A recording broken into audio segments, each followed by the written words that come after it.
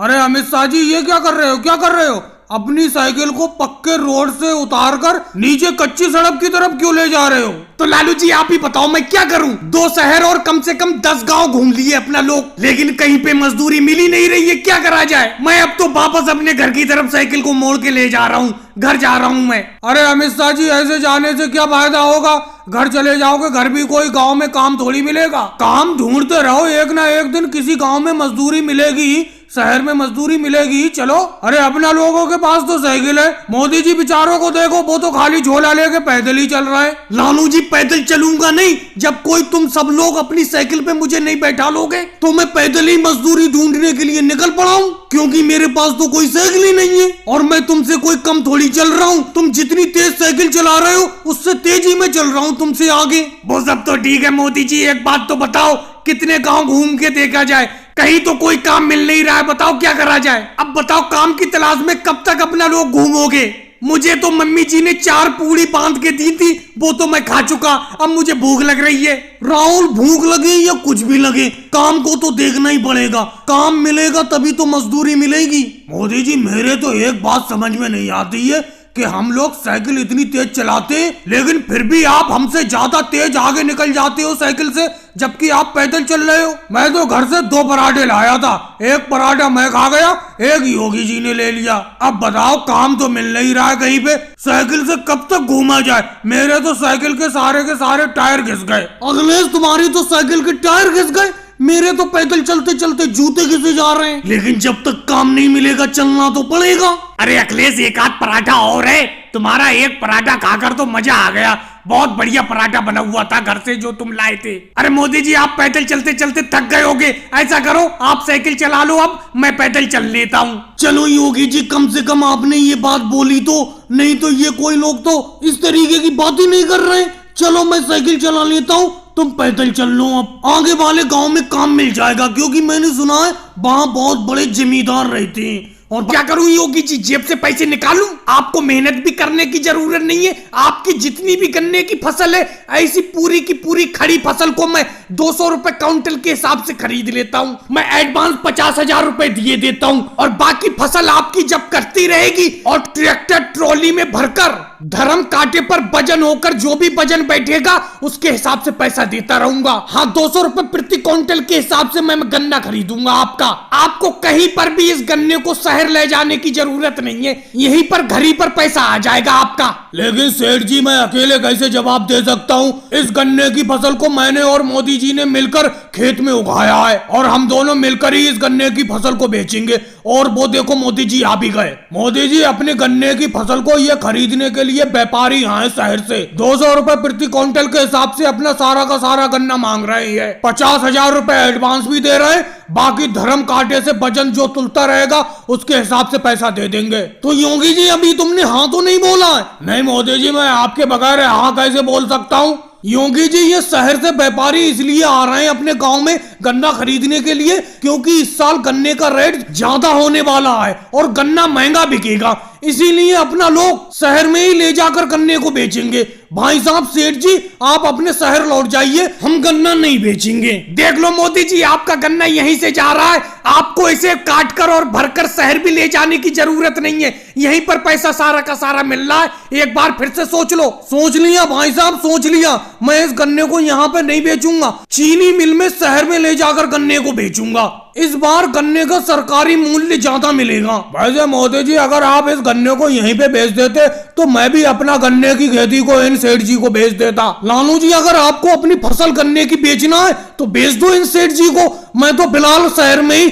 चीनी मिल में ले जाकर इस गन्ने को बेचूंगा। वैसे मोदी जी, अगर इस सेठ जी को ये गन्ना बेच देते तो मैं भी गन्ना सेठ जी को बेच देता। अरे केजरीवाल, मोदी जी जो करते हैं सोच समझ के ही करते हैं। लगता है इस बार गन्ने का मूल्य ज्यादा रहेगा, नहीं तो ये शहर के व्यापारी गांव में गन्ना खरीदने क्यों आते हैं? मोदी जी, एक बात बताओ, इस बार का तो देसी घी बिल्कुल प्योर है। और राहुल, तुम्हें क्या लगता है, क्या मैं देसी घी में भी कोई मिक्सिंग करूंगा? प्योर भैंस का देसी घी है, देख लो। अरे मोदी जी, मैं आपसे पिछली बार 100 ग्राम देसी घी ले गया था खरीद कर, लेकिन इस देसी घी को खाने में बिल्कुल भी मजा नहीं आया। पूरी की पूरी तरीके से वनस्पति घी की खुशबू आ रही थी आपके देसी घी में। राहुल, तो साफ साफ बोलो, तुम मुझ पे इल्जाम लगा रहे हो कि मैंने देसी घी में वनस्पति घी की मिलावट की थी। हाँ मोदी जी, ऐसा ही समझ लो। मुझे तो देसी घी बिल्कुल लग ही नहीं रहा था, ऐसा लग रहा था जैसे वनस्पति घी खा रहा हूँ मैं। ये बात मुझे बिल्कुल अच्छी नहीं लगती। आप देसी घी के पैसे लेते हो और वनस्पति घी हमें दे देते हो। राहुल, एक बात बताओ, मैं तुम्हें जबरदस्ती देसी घी देता हूँ। तुम्हें अगर मेरा देसी घी खरीदना है तो खरीदो,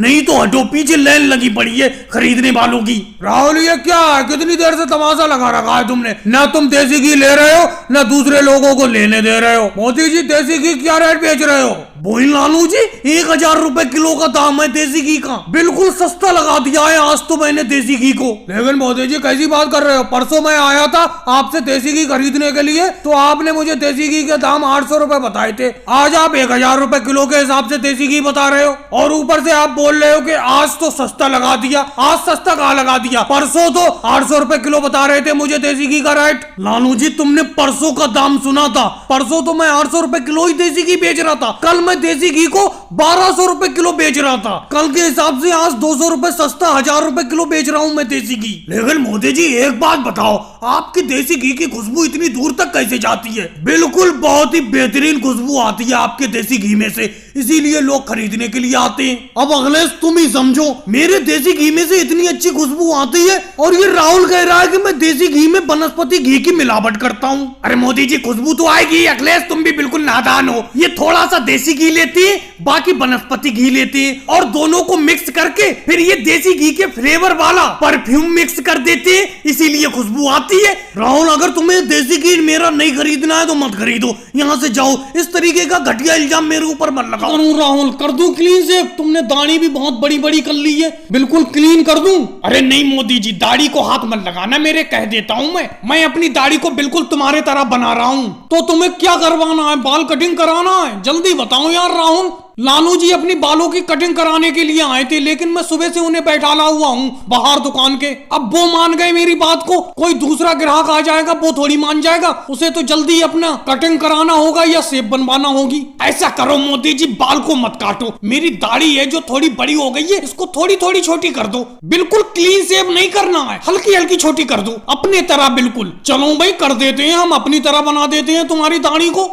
अरे योगी जी आ गए। योगी जी, बड़ा अच्छे कपड़े पहने हो, कहाँ जा रहे हो? अरे मोदी जी, एक दोस्त की शादी है, जरा शादी में जा रहा हूँ मैं। अरे किसका नंबर लगा हुआ है? उसके बाद जरा मेरी सेविंग कर देना, शादी में लेट हो जाऊंगा, नहीं तो जल्दी कर दो मेरा सेविंग। अरे योगी जी, राहुल के बाद अखिलेश का नंबर है, फिर लालू जी का नंबर है। लालू जी को मैं सुबह से बैठा ला हुआ हूँ, फिर तुम्हारी सेविंग होगी, समझ लो इस बात को। अरे मोदी जी, अखिलेश की सेविंग कर देना, लेकिन लालू जी की अभी मत करना। लालू जी थोड़ी देर के लिए मान जाओ, मैं शादी में लेट हो जाऊंगा, नहीं तो। तुम तो आराम से बैठे हो, वैसे भी मोदी जी की दुकान के बाहर बैठे रहते हो, थोड़ी देर और बैठ जाना। अरे नहीं योगी जी, सुबह से बैठाले पड़े हैं मोदी जी, सबका काम कर रहे हैं लेकिन मेरा नहीं कर रहे हैं। मुझे अपनी बाल कटिंग कराना है, समझे? अखिलेश के बाद मेरा ही नंबर है। अरे भाई, शादी में तुम जा रहे हो, हमें क्या मतलब? शादी में खाना बढ़िया बढ़िया तुम खाओगे, हमारे पेट में थोड़ी चला जाएगा। थोड़ी देर इंतजार करो। भाई योगी जी, इंतजार तो करना पड़ेगा, बिना इंतजार करे कुछ नहीं हो पाएगा, समझे? अब आराम से बैठ जाओ। तुम तो एकदम सूट बूट पहन के आ गए, एकदम तैयार हो गए।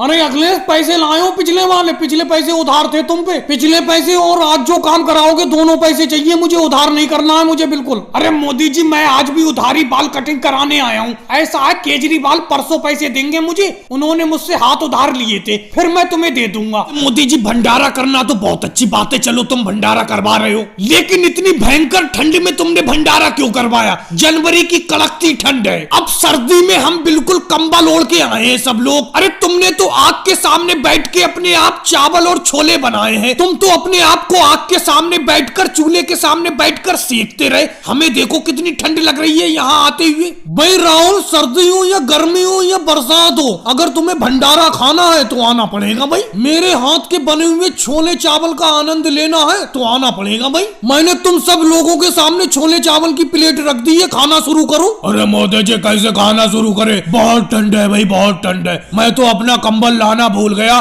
तो मैं तो केजरीवाल के कंबल में घुस गया हूँ। और ये क्या, तुमने केजरीवाल और मेरे सामने एक प्लेट रखी है? अरे 2 प्लेट रखो, मेरी और केजरीवाल दोनों की। अरे ये बात तो मैंने ध्यान ही नहीं दी। तुम दोनों लोग एक ही कंबल में बैठे हुए हो, इसीलिए मैं समझा एक ही आदमी है। चलो एक प्लेट और दे देता हूँ छोले चावल तुम्हें मैं। अरे लालू जी जाके अपना कंबल लेके आओ, मेरे कंबल में से निकलो। मैं सही से पूरे कंबल को अपने जिस्म पे नहीं लपेट पा रहा हूँ, ठंड लग रही है बहुत। तुम इतनी सर्दी में बिना कंबल के चले कैसे आए? अरे भाई कब खाना शुरू करोगे? ये छोले और चावल ठंडे हो रहे हैं। राहुल, अखिलेश, योगी जी खाओ। भाई मोदी जी कैसे खाएं? मेरा तो कंबल से हाथ निकालने का मन ही नहीं कर रहा है। किस तरीके से खाएं? हाथ कैसे निकालें कंबल में से? आपने ये भंडारा जानबूझकर इस कड़कती सर्दी में रखा है, जनवरी की सर्दी में, जिससे कि खाने वाले लोग ज्यादा खा ही नहीं पाए। योगी जी मैं आपकी बात से 100% सहमत हूँ। अब नीचे प्लेट रखी है और छोले चावल की खुशबू मेरी नाक में आ रही है। मन तो कह रहा है कि खा लूं इसे कैसे भी हाथ निकाल के कंबल से,